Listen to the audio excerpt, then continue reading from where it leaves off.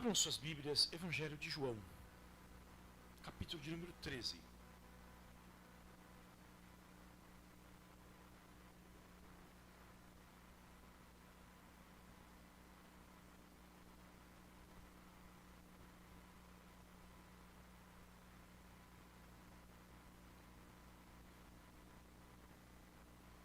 O em verdade de hoje está no versículo de número 16, mas nós vamos ler a partir do primeiro versículo. João 13 e 1. Antes da festa da Páscoa,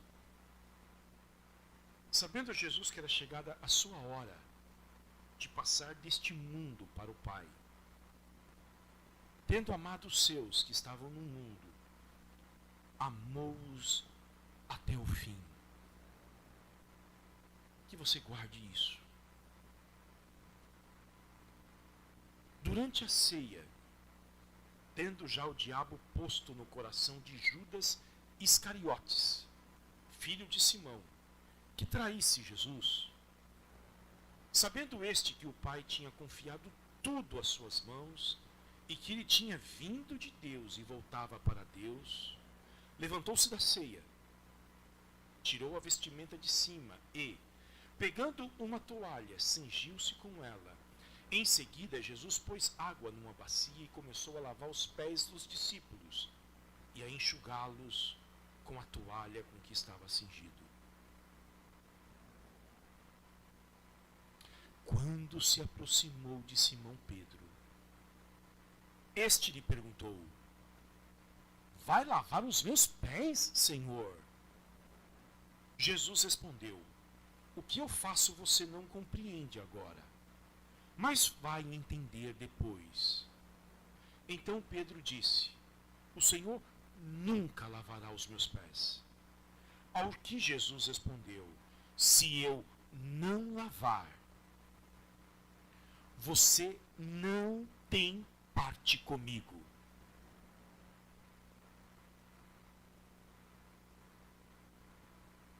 Então Pedro lhe pediu: Senhor, não somente os pés, mas também as mãos e a cabeça. Jesus respondeu: quem já se banhou não precisa lavar nada, a não ser os pés, pois quanto ao mais está todo limpo, e vocês estão todos limpos, mas não todos. Pois ele sabia quem era o traidor. Foi por isso que disse: nem todos estão limpos. Depois de lhe ter lavado os pés, Jesus pôs de novo as suas vestimentas e, voltando à mesa, perguntou-lhes: vocês compreendem o que eu lhes fiz? Vocês me chamam de mestre e de senhor, e fazem bem, porque eu o sou.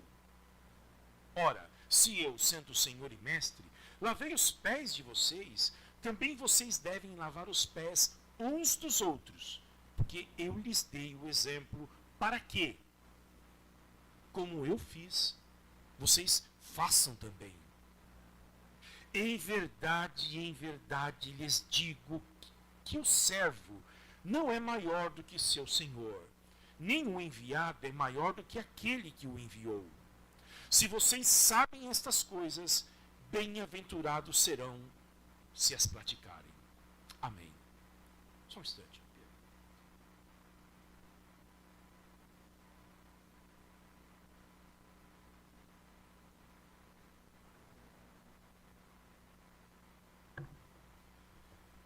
Vamos orar? Senhor, nós oramos nesta manhã e pedimos a Tua graça sobre nós, ó Deus. Pedimos que o Senhor possa falar conosco, que o Senhor fale, porque nós precisamos ouvir a Tua voz. Nós estamos vivendo dias tão difíceis, há tantas lutas, tantas dificuldades, coletivamente, individualmente, mas tudo se dissipa, Senhor, quando nós ouvirmos a Tua voz. A Tua voz é a força mais poderosa deste universo. A tua voz tem poder para ressuscitar os mortos. A tua voz tem o poder para dar vida aonde não há vida. A tua voz pode avivar o coração mais abatido. A tua voz também pode despertar aquele que é indiferente. A tua voz pode, Senhor, trazer cura. A tua voz pode trazer discernimento. Fale conosco. Nós precisamos de ti, Senhor. Nós oramos por aqueles que não puderam vir à igreja. Nós oramos, ó Deus, por aqueles que deixaram de vir, Senhor, por motivos banais. Desperte, Senhor, o teu povo. Nós estamos tão mundanos, tão indiferentes. Venha nos despertar, Senhor, porque nós precisamos muito de ti. Alimenta-nos com a verdade nesta manhã. Mostra-nos Jesus. É o que nós te pedimos, por amor do teu Filho. Amém. Esse texto faz parte do segundo bloco do Evangelho de João. O Evangelho de João está dividido em duas partes.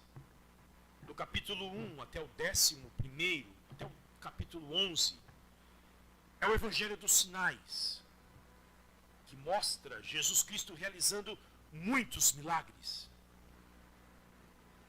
E a partir do 12º capítulo, é o Evangelho da Glória, porque mostrará a glória de Jesus Cristo, que culmina na sua cruz e também na ressurreição. E este texto é uma parábola do que vai acontecer 13, 14 horas depois com o Senhor Jesus Cristo. E é o texto que mostra Jesus de joelhos, lavando os pés dos seus discípulos, realizando o ato mais humilhante que alguém poderia realizar. Já quero adiantar que não há nenhuma indicação no texto de que a igreja tem que praticar este ato. Se ela fizer, não tem problema algum. Eu mesmo já estive num culto em uma igreja anglicana, quando eu era um garoto, na casa dos 20 anos, faz pouco tempo. E eu participei de um culto que aconteceu um momento de lava-pés. E eu não fui. Naquela época eu não cuidava muito bem das minhas meias.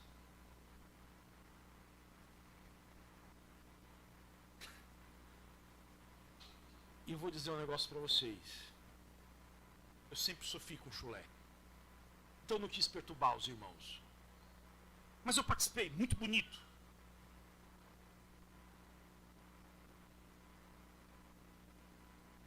Mas que vocês saibam que este ato era comum em Israel. Por quê? Porque não havia calçados fechados. E não havia asfaltos nas ruas.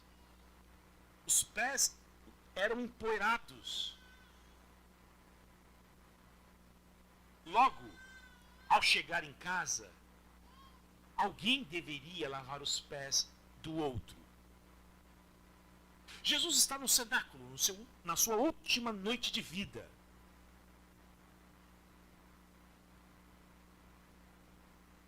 Ele tem uma sala emprestada. Alguém que o emprestou essa sala deixou a bacia com água e uma toalha. Alguém deveria lavar os pés uns dos outros. Mas ninguém entre os discípulos se prontificou a fazê-lo.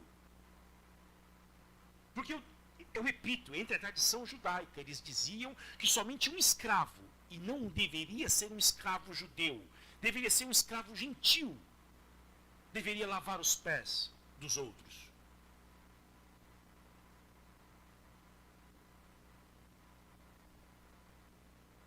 Mas o Senhor Jesus Cristo, nesta parábola, mostra o que ele faz, porque nós precisamos enxergar isso aqui à luz da cruz. O Senhor Jesus Cristo está vestido como um escravo aqui. Mas em poucas horas depois, ele estará na cruz, nu, dando a sua vida para resgatar um povo para Deus. Então, o ato de lavar os pés é uma preparação dramática naquilo que ele realizará em poucas horas depois. Então mostra Jesus como um Salvador. E mostra também Jesus Cristo como um exemplo para nós. É esta a lição do texto. Jesus é o nosso Salvador, porque Ele fará por nós aquilo que nós não podemos fazer por nós mesmos. Mas também Jesus é o nosso exemplo. A imitação de Cristo. Uma pessoa essa semana me disse que havia terminado de ler um clássico da literatura cristã, A Imitação de Cristo. Está aqui.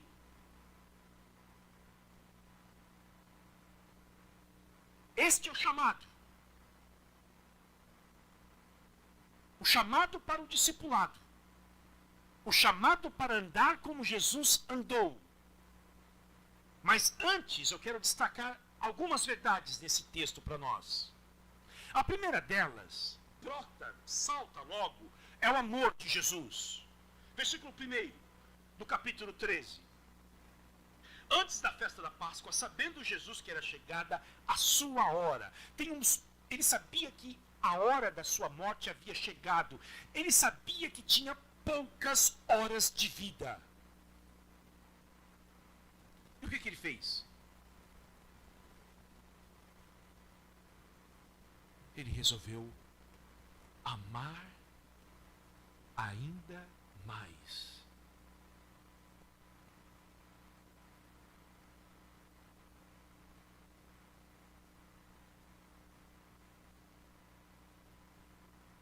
Tenho poucos momentos de vida.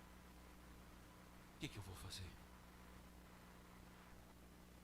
Os poucos momentos que eu tenho, eu vou amar.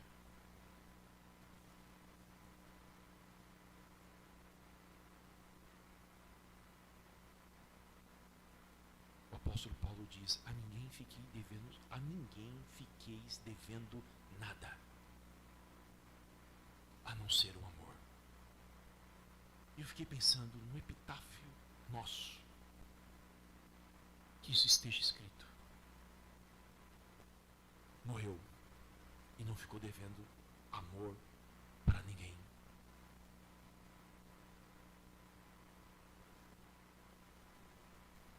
Amor.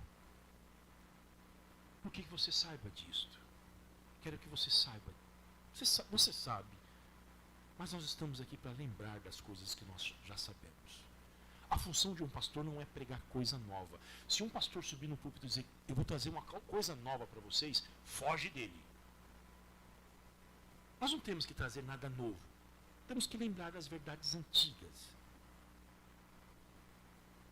A marca do cristianismo é amor.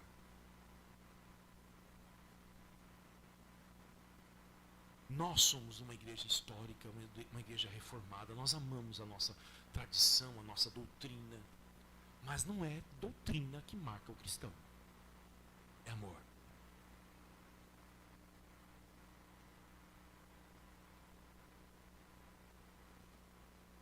Agora, observem as características deste amor de Jesus. Em primeiro lugar, Ele amou os seus. Ele não amou todos. Amou os seus.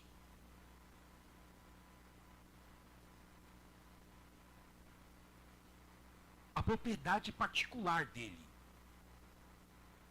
Esses seus foram aqueles que ele falou no capítulo 6 do Evangelho de João, que o Pai deu a ele. aqui no capítulo 10 do Evangelho de João, que ele diz que guardaria essas pessoas e que ninguém iria tirá-la das mãos dele. Então quer dizer, é propriedade dele. Amou os seus. A igreja é propriedade de Jesus. Jesus ama com um amor especial. Ama o mundo. Ama. Esse sol maravilhoso do dia de hoje está brilhando para todos, para os ateus, para as pessoas que odeiam Jesus Cristo.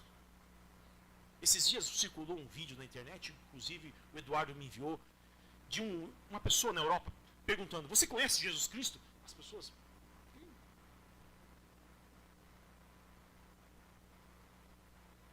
Você conhece Jesus Cristo? Eu não sei se era na Espanha ou em Portugal. Você conhece Jesus Cristo? E as pessoas... Você crê em Jesus Cristo? As pessoas... Escute, Jesus Cristo ama. Ele abençoa, ele dá riquezas, ele faz o sol brilhar, ele manda chuva. Entretanto, há um amor diferente aos seus. Segunda coisa, ele amou os que estavam no mundo.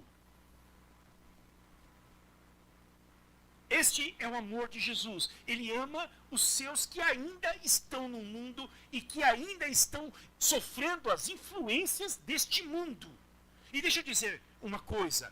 Neste momento aqui desta ceia, em que as forças das trevas estão conspirando contra Jesus, que é o momento em que a hora de Jesus havia chegado,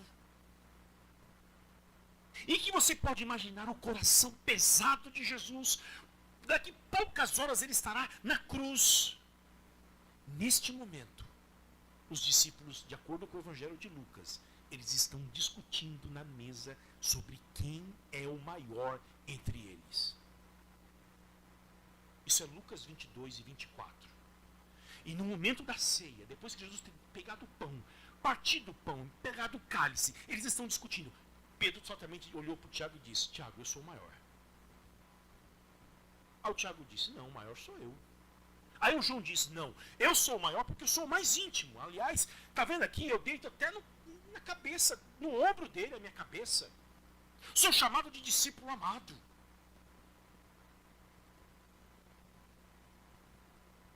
Quer dizer, eles estão infestados ainda do mundo no coração deles. Eles acreditam que o reino de Deus é um reino de hierarquia, de poder, como há no reino do mundo. Entretanto, Jesus os ama.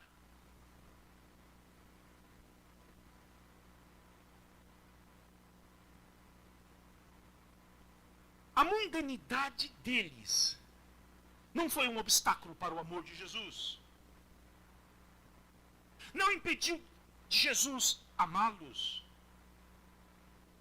Escutem, Jesus amou Judas Iscariotes.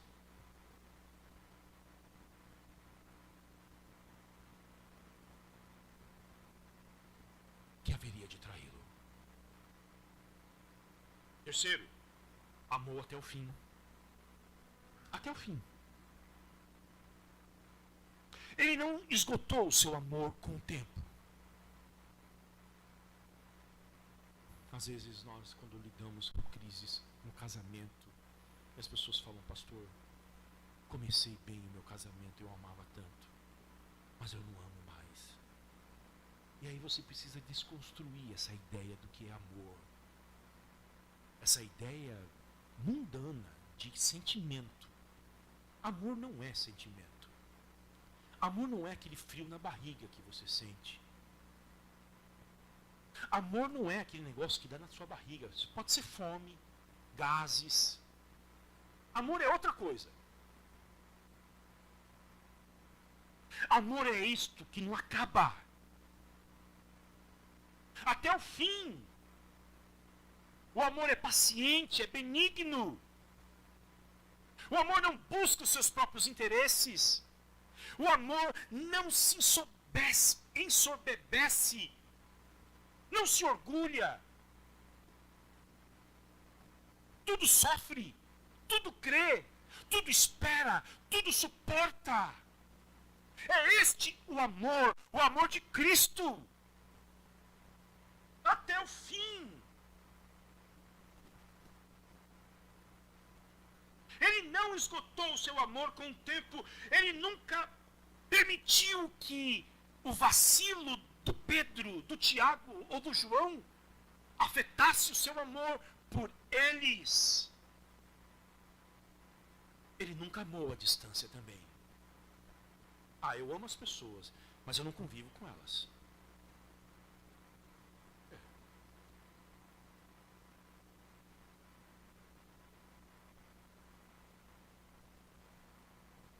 Amou até o fim.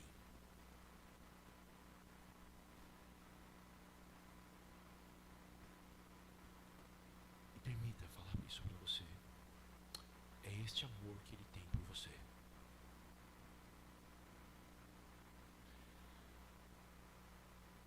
Você pode acreditar que talvez a doutrina mais difícil de ser compreendida na Bíblia, talvez seja a doutrina da predestinação, a doutrina da soberania de Deus, o Apocalipse.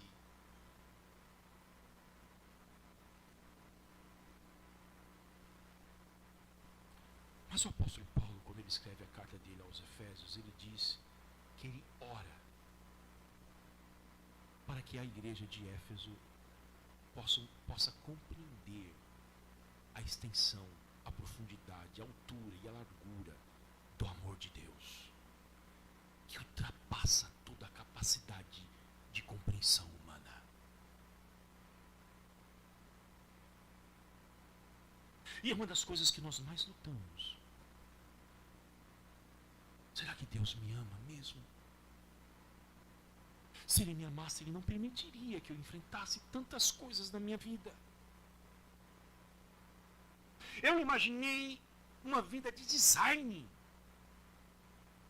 Planejei a minha vida assim e deu tudo errado. Ele não pode me amar. Olha o que aconteceu comigo, com o meu casamento, com os meus filhos, com a minha família. Deus não deve me amar. Ou você deve pensar o seguinte, como uma criança disse um dia, depois que ela ganhou um sorvete, o sorvete dela caiu. E a mãe dela foi indagar porque ela estava chorando. Disse: mãe, eu estou chorando porque meu sorvete caiu. E olha, eu não duvido que Deus me ama, só que eu acho que Ele não gosta de mim.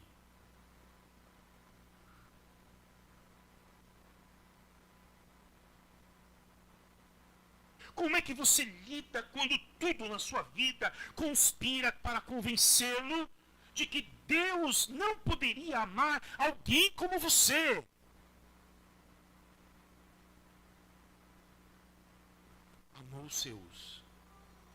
Amou os seus que estavam no mundo, amou-os até o fim. Amou.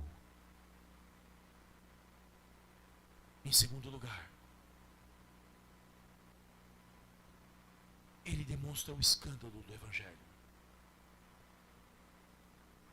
Versículo 3. Começou sabendo que o tempo estava próximo. Ele amou. Agora, sabendo que o Pai tinha confiado tudo às suas mãos, e que ele tinha vindo de Deus e voltava para Deus, levantou-se da ceia, tirou a vestimenta de cima, ficou só com a túnica. Pegou a capa, a toalha, cingiu-se com ela. Em seguida, pôs água numa bacia e começou a lavar os pés dos discípulos e enxugá-lo com a toalha.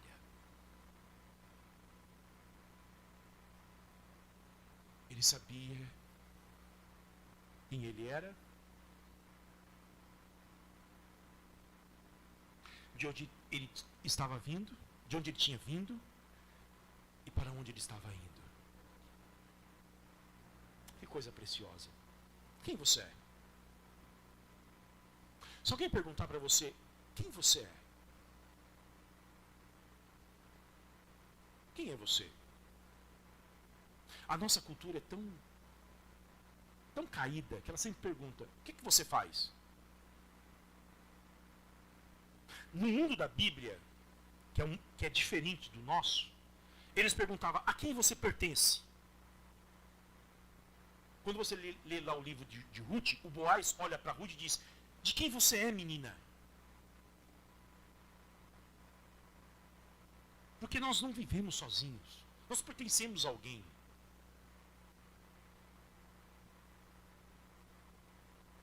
De onde você veio? Quem você é? E para onde você está indo? As três grandes questões que perturbam a humanidade. Quem eu sou? De onde eu vim? Para onde eu vou? Jesus estava muito bem definido com isso, com 33 anos. Vim dos céus, sou filho de Deus e estou indo para a cruz. Então estou seguro da minha vida.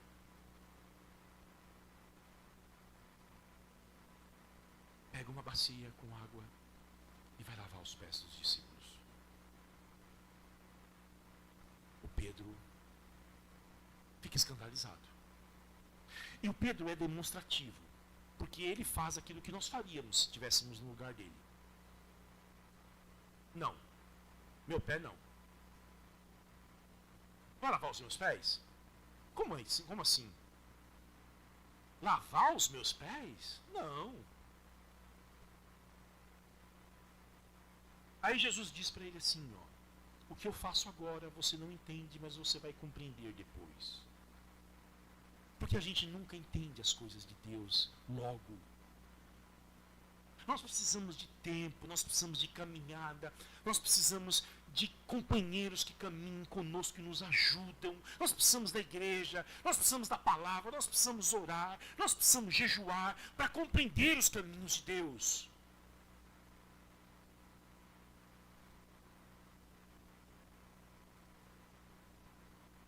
Então, já que o Senhor vai me lavar os pés, pega a minha cabeça, pega as minhas mãos, me lava. Eu acho que é um anseio dele, porque Jesus diz palavras muito duras para ele. Se eu não te lavar, você não tem parte comigo.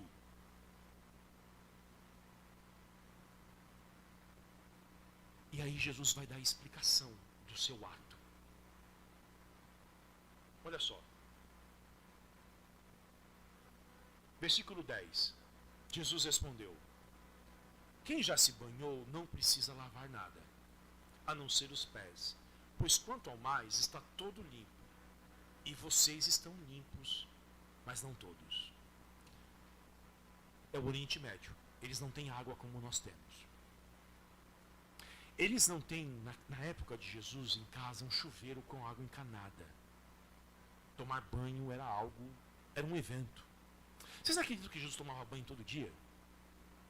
Que Jesus era cheiroso?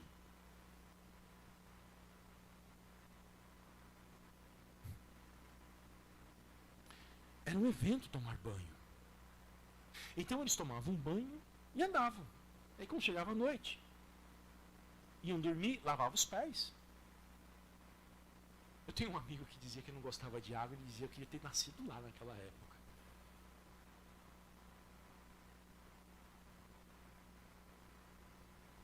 Então Jesus está dizendo o seguinte: vocês vieram a mim sujos. Eu lavei vocês. Só que vocês foram para o mundo, no dia a dia. E vocês sujaram os pés de vocês. E eu preciso santificar vocês agora, lavando os pés de vocês. O lavar de Jesus do corpo inteiro é a regeneração. E o lavar os pés é a santificação. Nós tomamos banho diante de Cristo apenas uma vez na vida. Somos regenerados uma vez. Mas nós precisamos lavar os pés todos os dias. Porque os nossos pés se sujam.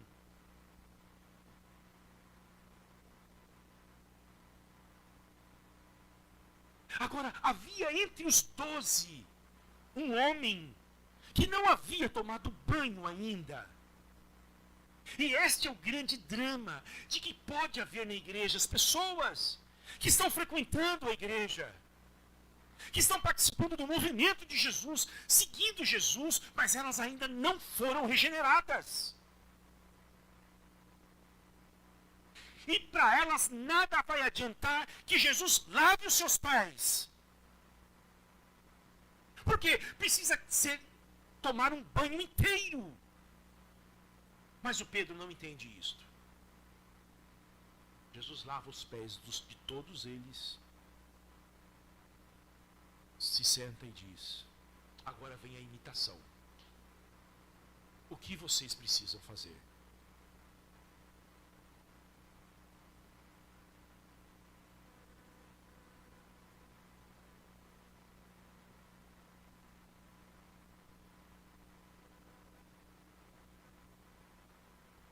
O que vocês precisam fazer?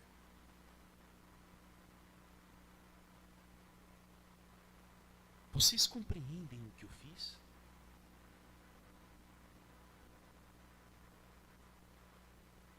É este verbo, compreendem.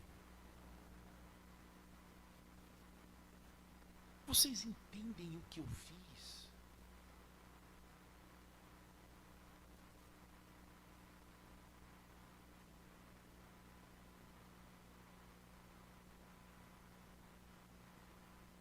Vocês me chamam de mestre e de senhor.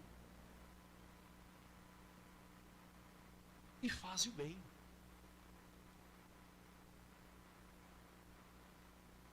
Quem é Jesus? Ele é mestre.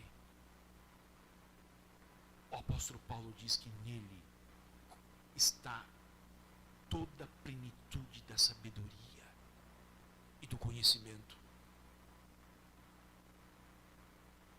E quem é Jesus? Senhor. Ele é a autoridade máxima deste universo. E o apóstolo Paulo diz que ele recebeu essa autoridade máxima para ter primazia sobre todas as coisas. Jesus é Senhor sobre todo o universo e ele tem primazia sobre todas as coisas. Agora deixa eu perguntar, Jesus tem a primazia sobre o seu coração?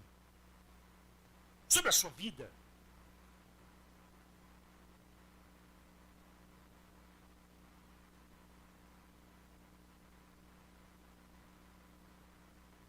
Vocês devem fazer o que eu fiz.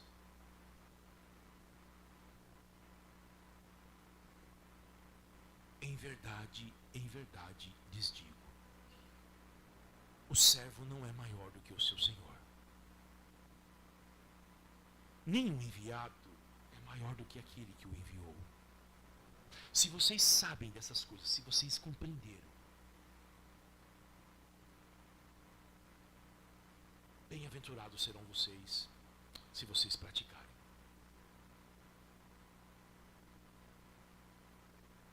Toda a vida cristã, eu vou terminar com isto, começa com compreensão.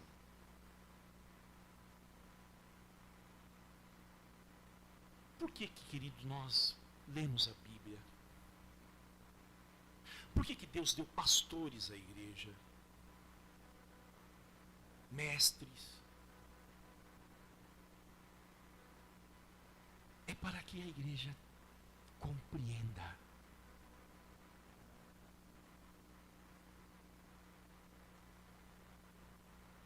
Porque antes de tudo, a batalha de Deus é na nossa mente.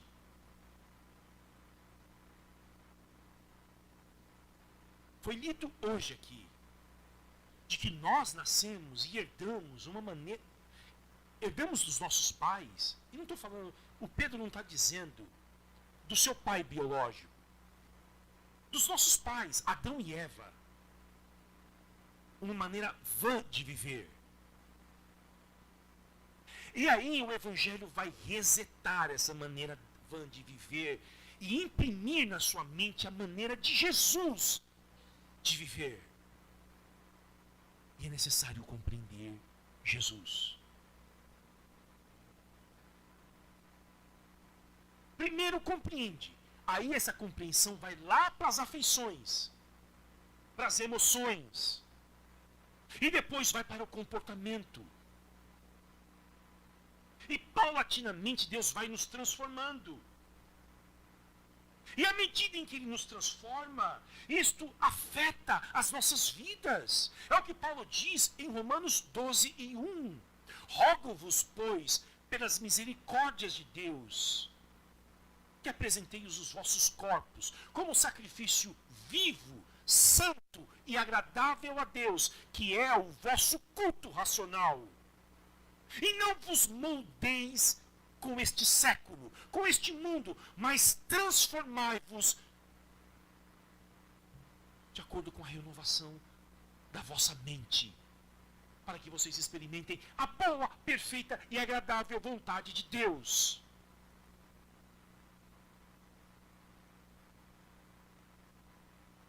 Compreender Jesus.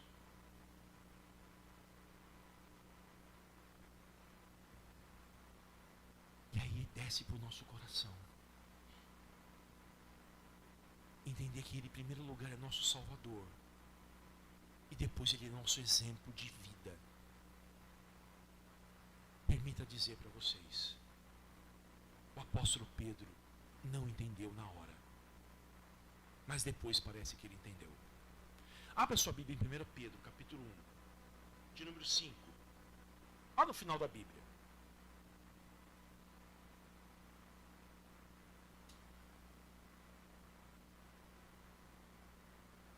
E nisso nós temos que ter esperança.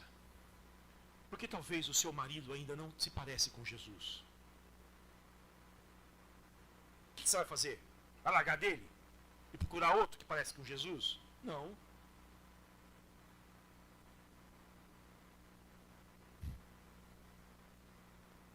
Ah, Jesus, mas ele parece mais, pastor, mas ele parece mais com Barrabás do que com Jesus. Calma. Calma. Olha aqui, o Pedro não tinha nada de Jesus. O senhor não vai lavar meu pé, não. Sai fora. Meu pé lava eu. Sabe esse tipo de gente? Eu não preciso de ninguém para lavar meu pé. Eu sei lavar meu pé. Não, Pedro. O que eu faço agora você não entende. Mas você vai ficar mais velho, tá? Passaram-se 30 anos. Pedro escreve o seu livro. Vamos ver? Será que o Pedro mudou? Eu já disse para vocês que demora quantos anos para fazer um homem? Sempre falei isso para vocês. Está tendo um movimento aí nas igrejas de masculinidade. Você vai num retiro e volta de lá um homem. Os homens de Deus do passado disseram que demora 20 anos para Deus fazer um homem.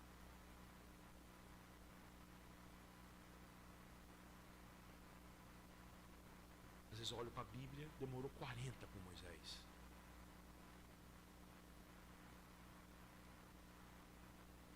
Pô, irmã, calma, paciência.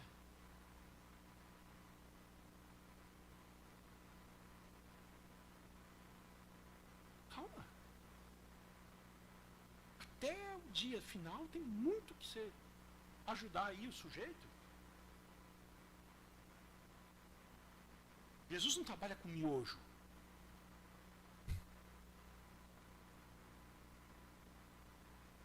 Três minutos.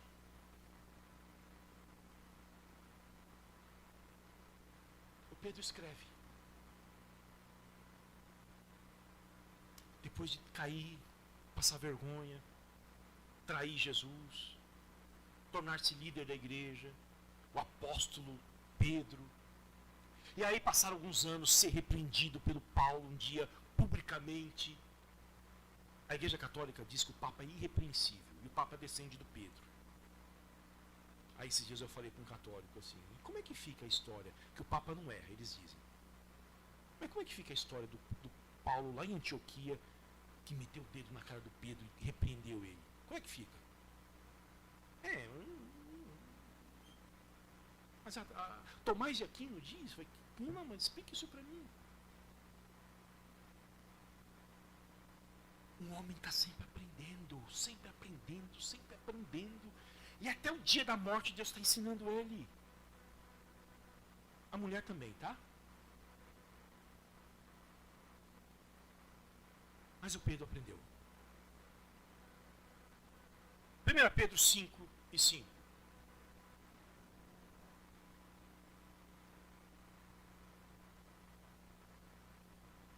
peço igualmente aos jovens: estejam sujeitos aos que são mais velhos. Escute o conselho deles. Obedeça a eles.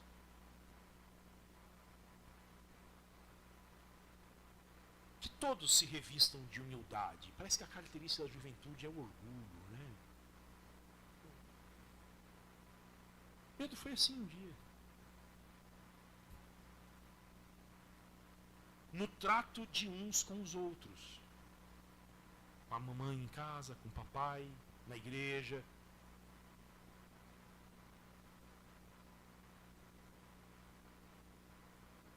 Porque Deus resiste aos soberbos, mas dá graça aos humildes. O que eu queria chamar a atenção de vocês é essa palavra revistam. Essa palavra na língua grega é cingir. É a mesma palavra usada por João para falar que Jesus cingiu a toalha para lavar os pés dos discípulos. Então o Pedro está dizendo o seguinte: cinjam a vida de vocês, humildade.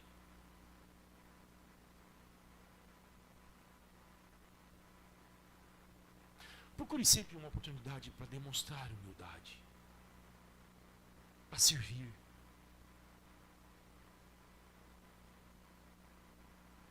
Queridos, nós fazemos parte de um reino transcendental, isto é, não é deste mundo.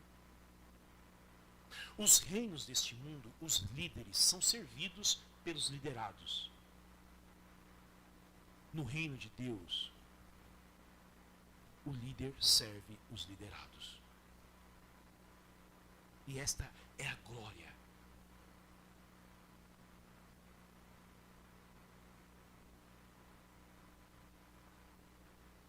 No reino dos homens,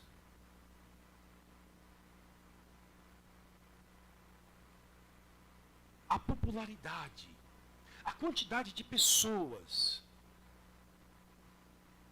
que servem estes líderes atestam o poder e a influência deste líder.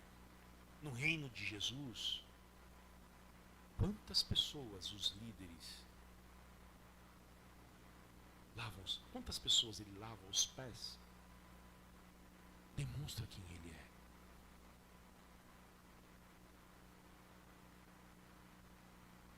No reino dos homens, os homens lutam com todas as forças para serem servidos. No reino de Deus, eles anseiam, porque o Espírito de Cristo está sobre eles para servir. E eu vou dizer, fazer os serviços que ninguém quer fazer.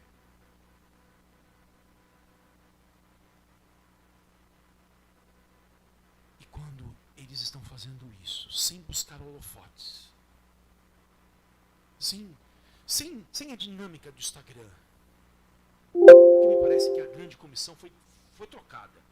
A grande comissão diz: ide por todo mundo e pregai o evangelho por toda a criatura. E agora, ide por todo mundo e tirai uma foto de toda a criatura. E coloque no Instagram. Sem que ninguém veja. O holofote dos céus está sobre ele. Ou sobre ela. Essa semana eu conversei com uma pessoa no WhatsApp falando da esposa do Martin Lloyd Jones, o pastor que eu amo lá na Inglaterra, que impactou muito a minha vida. Ele era médico da rainha da Inglaterra, abandonou a medicina para ser um pastor com 27 anos de idade. A esposa também médica. E ela, a frase que eu mandei para a pessoa diz assim: não serei médica. A partir de hoje, serei a esposa do ministro.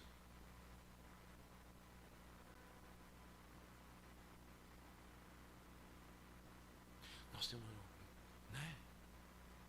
Meu Deus, saiu nos jornais de Londres. O sucessor do professor tal, que era médico da rainha, abandonou a medicina para se tornar um pregador. Eu não estou dizendo que você tem que abandonar nada, tá? Eu só estou dizendo que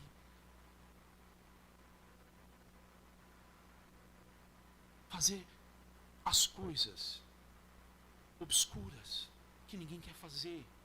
E a pessoa me indagou, mas poucas pessoas falam dela. Escute, os céus conhecem.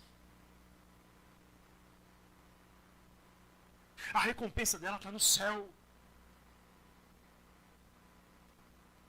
Servir.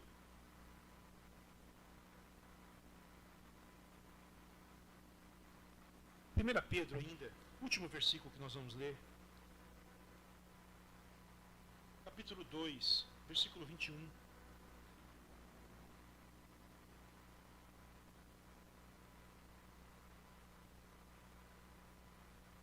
Porque para isto mesmo vocês foram chamados. Dias eu escutei uma pregação. Vocês foram chamados para liderar, para governar, para o quê? Eu pensando, pastor vai mostrar onde está isso na Bíblia. Ele não mostrou. Agora o Pedro vai mostrar para a gente. Por que nós somos chamados? Por que Deus tirou a gente do mundo e trouxe a gente para o reino dele? Para quê? Tem muita coisa aqui, mas para quê? Olha só. Porque para isto mesmo vocês foram chamados. Pois também Cristo sofreu no lugar de vocês, deixando o exemplo para que vocês sigam os seus passos.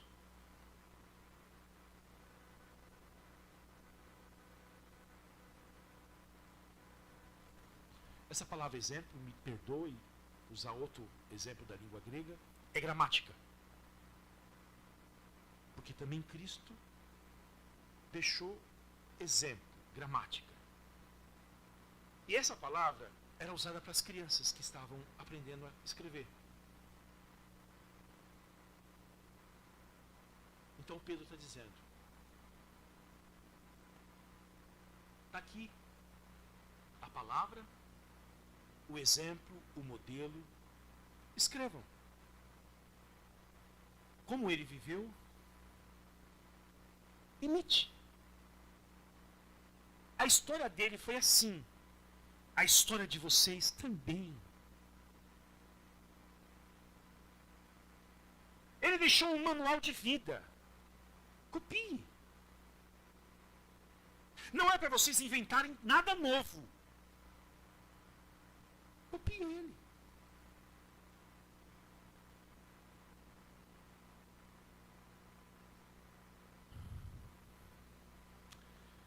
Eu luto com isso. Eu vou dizer para vocês. Jesus lavou os pés do Judas. Então, não há exceções sobre quem nós devemos lavar os pés.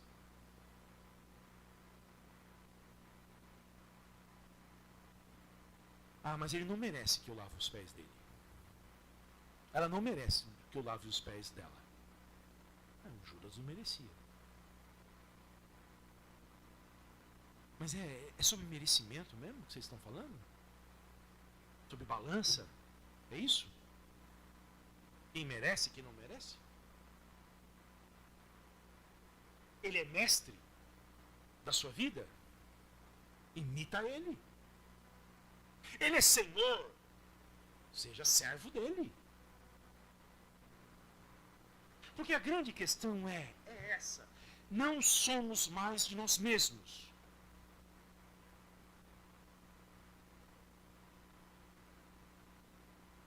Porque Jesus Cristo não veio ao mundo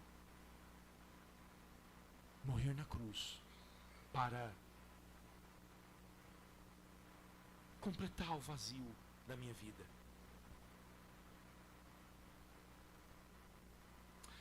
Jesus Cristo não veio ao mundo para ajudar eu a organizar a minha vida durante a semana. Ele veio ao mundo para ser o meu dono. É isso. Ele ama os dele. E os que são dele, ele vai transformá-lo à sua própria imagem. É isto.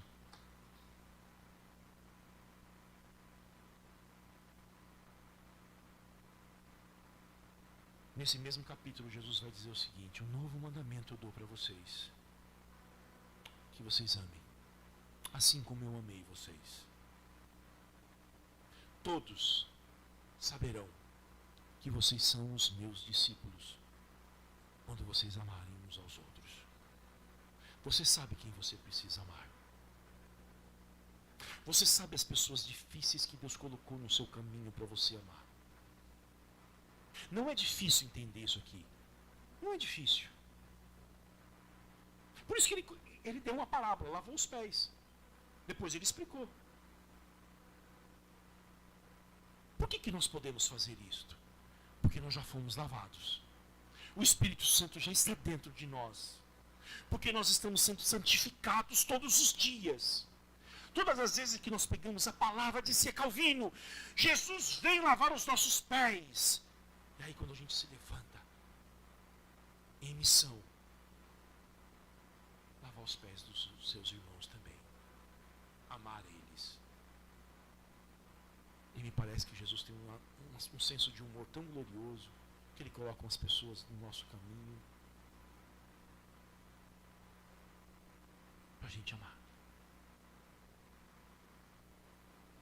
E as pessoas, sabe, aqueles glute de Jesus, para você amar. Tá bom? Amar. Amar e amar. Vamos orar?